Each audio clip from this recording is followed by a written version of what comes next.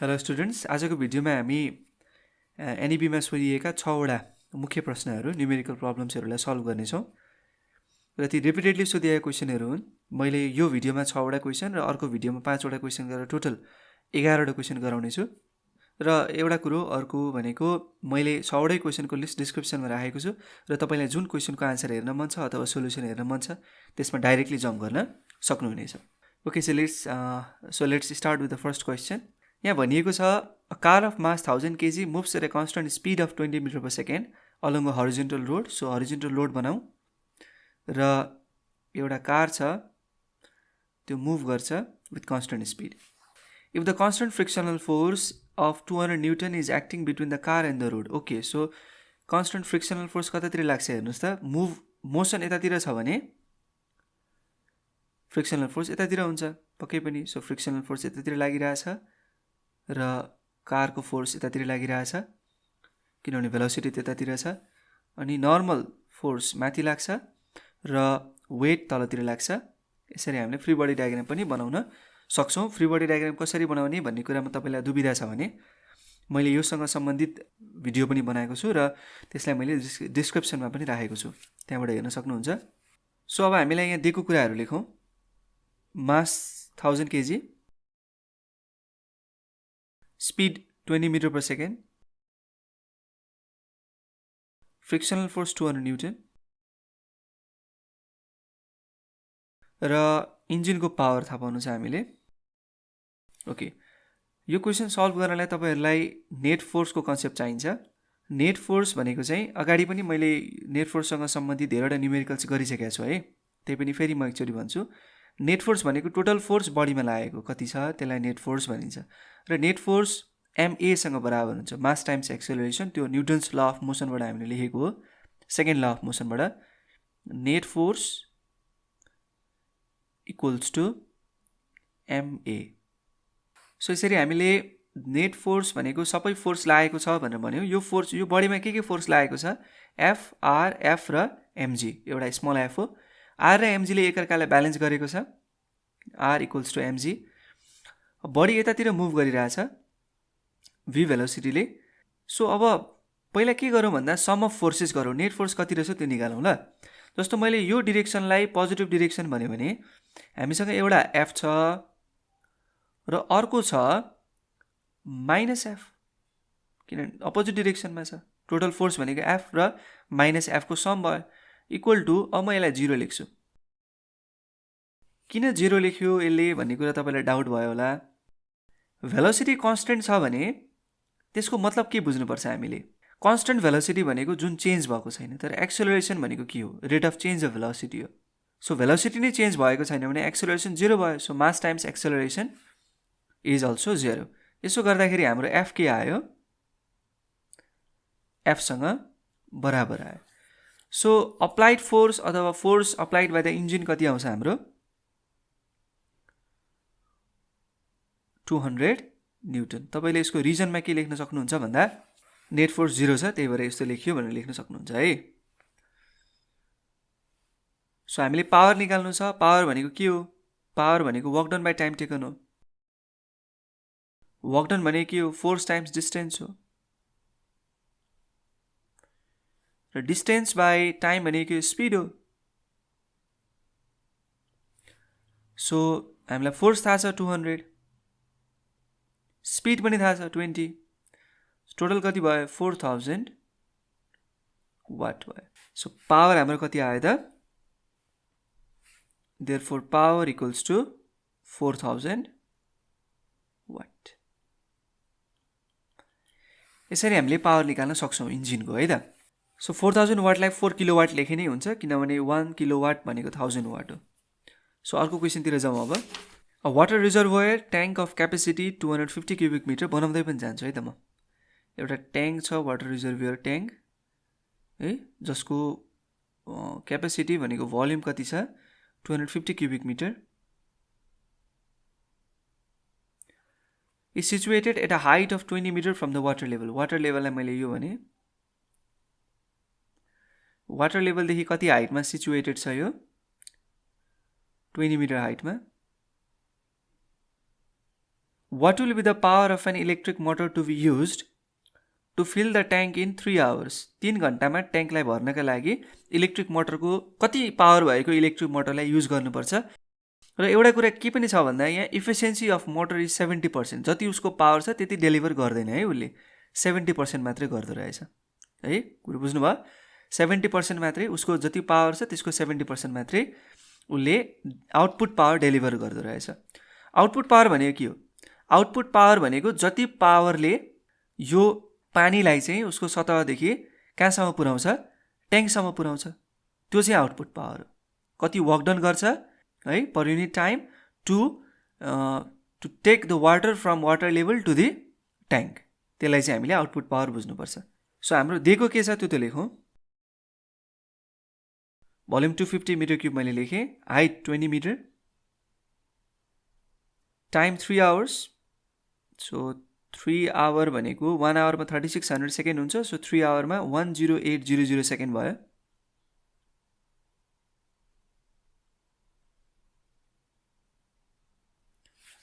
Okay, efficiency पनि थाहा छ हामीलाई. इफिसियन्सी भनेको इटा लेखिन्छ 70%. र इलेक्ट्रिक मोटरको पावर हामीलाई थाहा पाउनु छ. अब हामी के गर्न सक्छौँ भन्दा कति पावर यसले डेलिभर गर्दो रहेछ त्यो त थाहा पाउन सक्छौँ नि त. कति वर्क डन गर्दो रहेछ यो पानीलाई चाहिँ ट्याङ्कसम्म लानका लागि, द्याट वी क्यान फाइन्ड. त्यो भनेको के हो?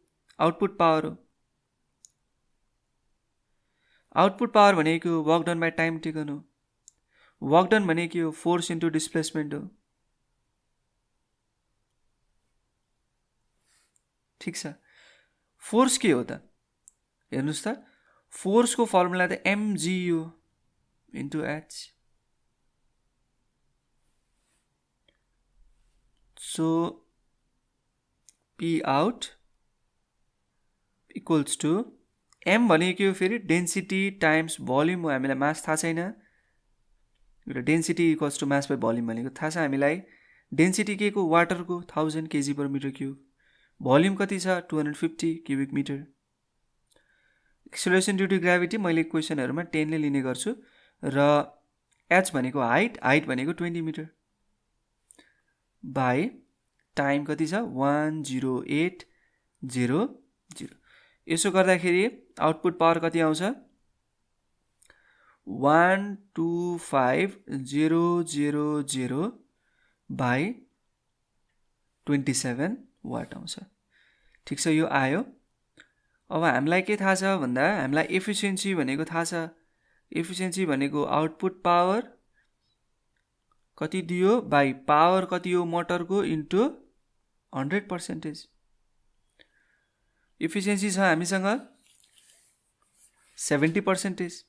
पर्सेन्टेज कट्यो, 70 मात्र बाँकी रह्यो. आउटपुट पावर थाहा छ 125,000 बाई 27 P इन्टु 100. यसो गर्दाखेरि तपाईँले इजिली क्यालकुलेट गर्न सक्नुहुन्छ र P को भ्यालु फाइन्ड गर्न सक्नुहुन्छ क्रस मल्टिप्लिकेसन गरेर. त्यो हुन जान्छ 6613.75 वाट.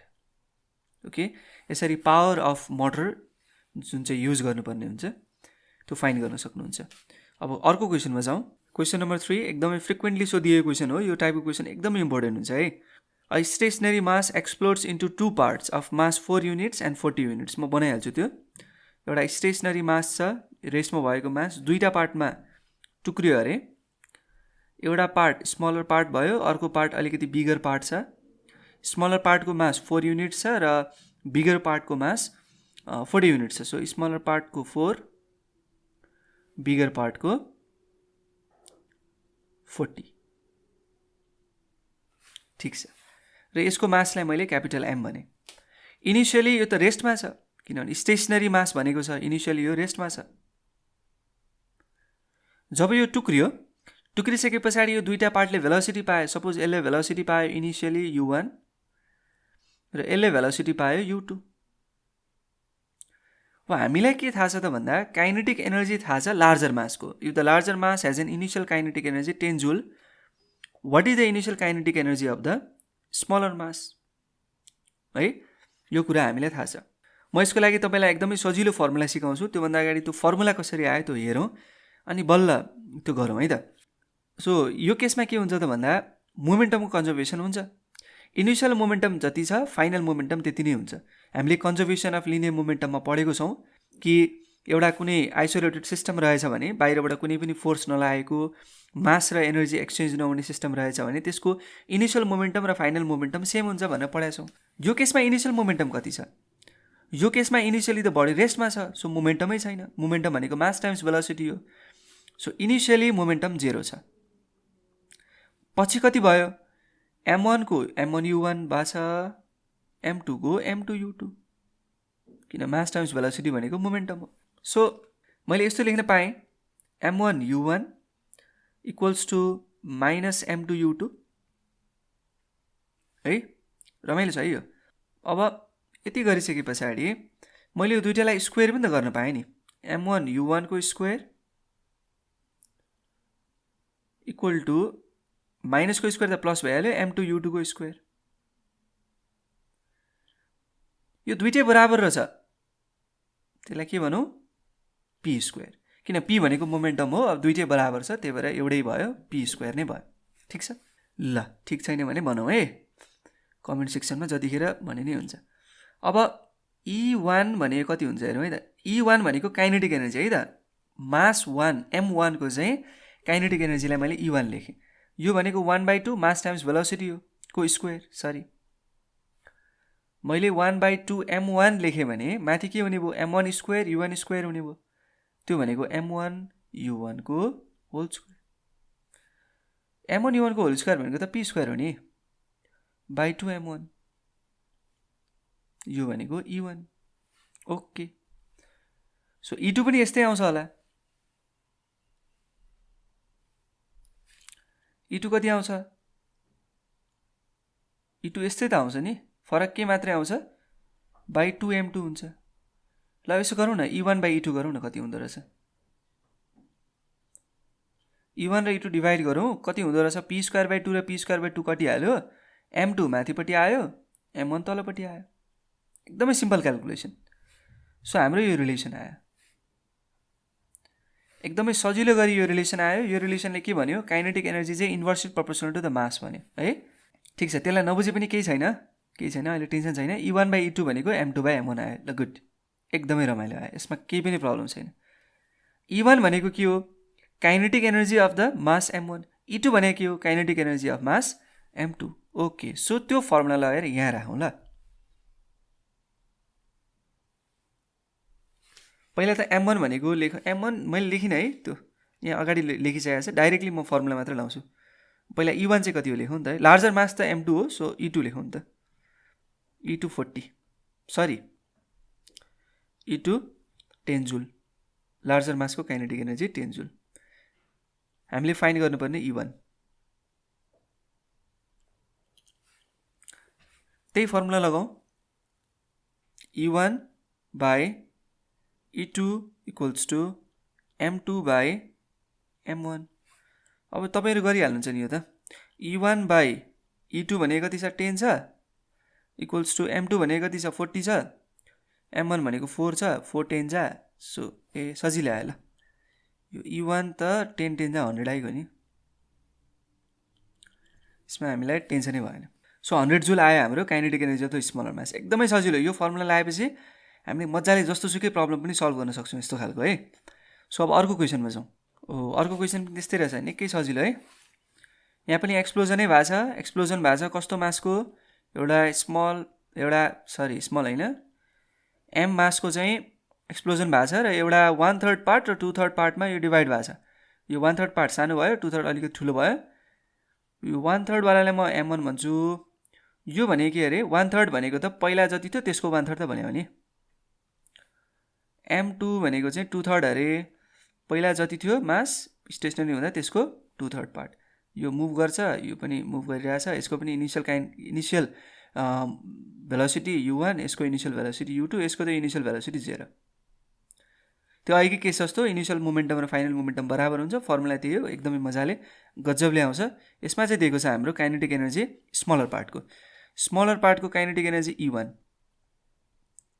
कति? 1000 जुल। फर्मुला लगाइदिउँ झ्यापझ्यापी। E2 कति हो थाहा छैन हामीलाई। E1/E2 भनेको कति थियो हाम्रो M2/M1, सो E2/E1 लेख्थ्यौँ न, जे निकाल्न छैन त्यो माथि लेख्थ्यौँ सजिलो हुन्छ। E2/E1 लेख्यो भने चाहिँ E1 तल छ भने M1 माथि, E2 माथि छ M2 तल, इन्भर्सली हो नि त। सो E2/E1 कति छ 1000। अच्छा पेनले मेरो अलिक मजा लेखिरहेको छैन। M1 कति छ M1 1/3 M, ल डाइरेक्ट काट्छु है त म।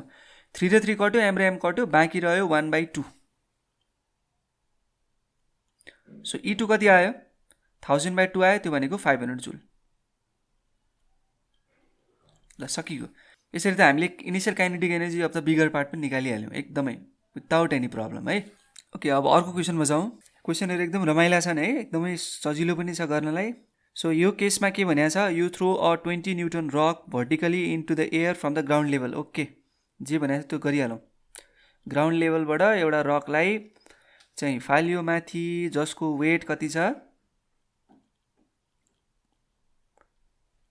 20 newton. Okay you can observe that when it is 15 metre height, जतिखेर ऊ 15 मिटर हाइटमा छ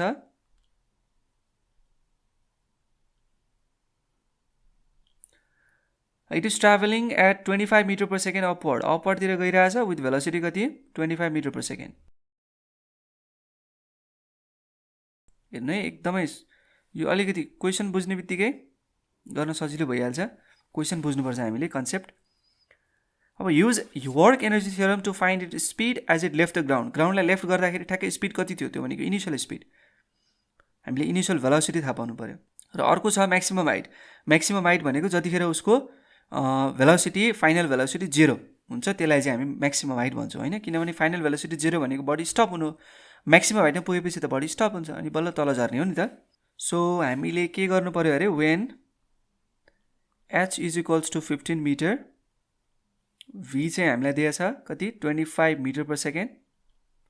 ओके सो हामीले निकाल्नुपर्ने के इनिसियल स्पिड र अर्को निकाल्नुपर्ने म्याक्सिमम हाइट। एकदम सजिलो गरी आउँछ यो, अरू कुनै वेले गर्दा भएन है, वर्क एनर्जी थ्योरमै ल्याउनुपर्छ। क्वेसनले भनेकै छ वर्क एनर्जी थ्योरम तपाईँले यदि पढ्नु भएको छैन अथवा मजाले बुझ्नु भएको छैन भने म त्यो भिडियोको लिङ्क चाहिँ डिस्क्रिप्सनमा राखिदिन्छु, त्यहाँबाट हेर्न सक्नुहुन्छ। So work energy theorem, from work energy theorem भनेर लेख्नु होला। अनिखेर के लेख्नु भन्दा work done equals to final kinetic energy भनेको 1/2 mv² हो, माइनस इनिसियल काइनेटिक एनर्जी। यो फाइनल काइनेटिक एनर्जी भनेको मैले चाहिँ यो 15 मिटरको हाइटमा पुगिसकेपछिको कुरा गर्दैछु है, अरू बेलाको होइन। वर्क डन कति गरियो, हामीले यसलाई माथि लग्यौँ भने ग्राभिटीले कति वर्क डन गर्यो mgh गर्यो, minus mgh equals to 1/2 m, v कति छ 25 को स्क्वायर भयो, माइनस 1/2 m, यो त थाहा छैन त्यही निकाल्ने हो, m कट्नु भयो। सो अब बच्नुभयो के भन्दा माइनस gh इक्वल्स टु 25 को square 625, 625/2 312 0.5 minus u²/2। So u²/2 मैले लेफ्टमै राखेँ, अनिखेर के गरेँ भने 312.5 उताको माइनस यता आउँदा प्लस भयो, जीलाई म 10 भन्छु, h भनेको 15। सो यसो गर्दाखेरि यो तपाईँले एकदमै इजिली निकाल्न सक्नुहुन्छ। त्यो कति आउँछ 30.41 सेकेन्ड।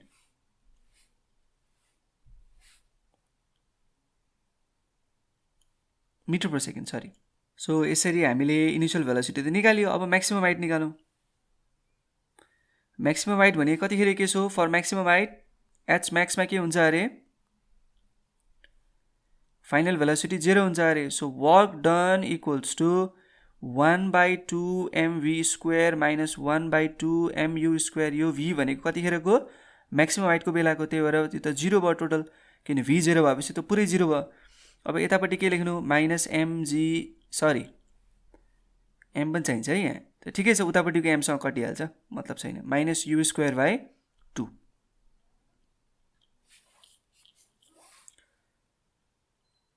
सो यहाँबाट आउँछ h max u²/2g। र यो कति हुन्छ सबै भ्यालु राखेपछि 46.24 मिटर। सो अब अर्को क्वेसनमा जाउँ।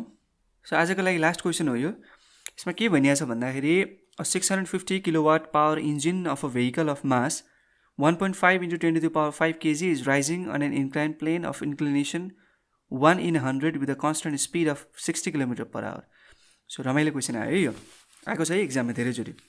Find the frictional force between the wheels of the vehicle and the plane. Okay, एउटा 650 किलोवाट पावर भएको इन्जिन, पावर इन्जिन भएको भेहिकल भनौँ न, इन्क्लाइन प्लेनमा चढिरहेछ अरे, ठिक छ, जे गरिरहेछ त्यही भनौँ। इन्क्लाइन प्लेनमा चढिरहेछ,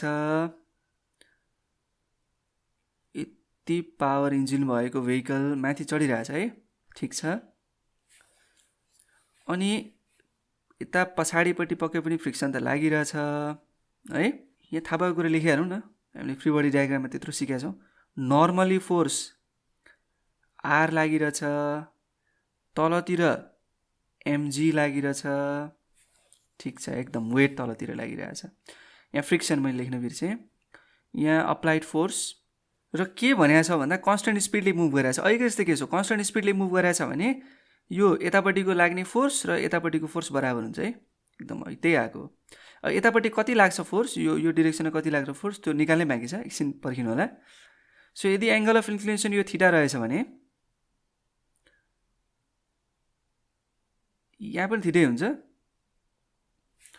अनि यो हुन जान्छ एमजी कस थीटा, किनभने एमजीको एउटा कम्पोनेन्ट भयो त्यो, र यो डिरेक्सनमा एमजी साइन थीटा हुन्छ जुन एफसँग जोडिन्छ, एमजी साइन थीटा, ठिक छ। अलिक क्लियर लेखौँ न यसलाई, F plus MG sine theta. Okay, so यो दुईटा फोर्सेसहरू बराबर हुन्छन्, एफ र F plus MG sine theta बराबर हुन्छन् है। सो यहाँ 1 in 100 भनेको छ, त्यो भने के हो त्यो बुझौँ ल। जस्तो यो इन्क्लाइन प्लेन भयो भने यो 1 in 100 भनेको यतापट्टि 100 मिटर कुद्दाखेरि बल्ल यो हाइट चाहिँ 1 मिटर माथि पुगे हुन्छ अरे क्या, त्यो बडी यहाँदेखि स्टार्ट गरेर 100 मिटर माथि पुग्दाखेरि हाइट चाहिँ 1 मिटर मात्र चढ्या हुन्छ अरे। सो यो थीटा हो भने यो भनेको त परपेन्डिकुलर हो, यो भनेको हाइपोटेन्युस हो, किनभने 90 डिग्री छ। साइन थीटा इक्वल्स टु कति, पी बाई एच, पी भनेको 1, एच भनेको 100। सो यसरी साइन थीटा भनेको 1/100 रहेछ। इन्क्लिनेसन 1 in 100 भन्यो भने साइन थीटा इक्वल्स टु 1/100 आँखा चिम्लेर लेख्दा हुन्छ। सो पावर कति छ त्यो लेखौँ, 650 किलोवाट, 1 किलोवाटमा 1000 वाट हुन्छ। सो 650 अनि खेर 3टा जिरो थप्नु पर्यो, वाट। मास पनि दिएको छ 1.5 into 10 to the power 5 KG. Constant speed पनि दिएको छ, ल सुरुमा साइन थीटा दिएको छ 1/100,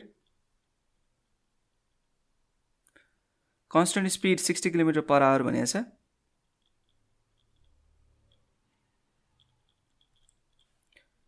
किलोमिटरलाई 1000ले मल्टिप्लाई गर्यो भने मिटरमा जान्छ। 1 आवर भनेको 3600 सेकेन्ड हो। सो यसरी डिभाइड गर्दाखेरि 50/3 मिटर पर सेकेन्ड आउँछ। ओके, सबै आयो। हामीले फाइन्ड गर्नुपर्ने के, हामीले फाइन्ड गर्नुपर्ने फ्रिक्सनल फोर्स है between the wheels of the vehicle and the plain.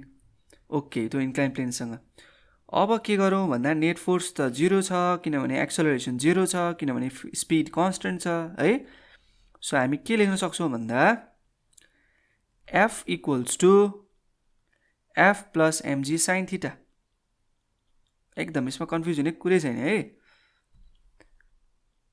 F equals to F plus MG sine theta. अब यो गरेपछि एफ त हामीलाई थाहा छैन, तर हामीलाई के थाहा छ, पी भनेको एफ भी हो, एफ इन्टु भी। सो एफ भनेको के हो, पी बाई भी हो। फ्रिक्सनल फोर्स थाहा छैन, एम थाहा छ, mass 1.5 into 10 to the power 5 into g भनेको 10, साइन थीटा भनेको 1/100। यो दुईटा जिरो र यो जिरोसँग एउटा जिरो योसँग कट्यो है। पावर भनेको कति छ अरे, 65 1 2 3 4 यस्तै होला हो 4वटै हो बाई v भनेको 50/3 भनेपछि 3 लाई मल्टिप्लाई गरिदिनु माथि okay equals to f plus 15 कति भयो 1 2 3 okay 1.5 into 10 to the power 4 भनेको 15,000 हो सो अब यहाँबाट के आयो भन्दा यो 0 कट्यो 5 13 जा भयो 13 3 39 39,000 भयो 39,000 मा 50,000 घटाउँदाखेरि 24,000 आयो सो फ्रिक्सनल फोर्स त निकै सजिलो गरी पनि निक्ल्यो त हो ल ठिक छ आजलाई यति गरौँ अब यो च्याप्टरको नेक्स्ट 5 वटा क्वेसन जुन एनईबी एक्जामको पर्सपेक्टिभले एकदमै इम्पोर्टेन्ट छ र कन्सेप्चुअल पर्सपेक्टिभले पनि एकदमै इम्पोर्टेन्ट छ फिजिक्स बुझ्नलाई त्यो हामी अर्को भिडियोमा गरौँला thank you for today and keep loving physics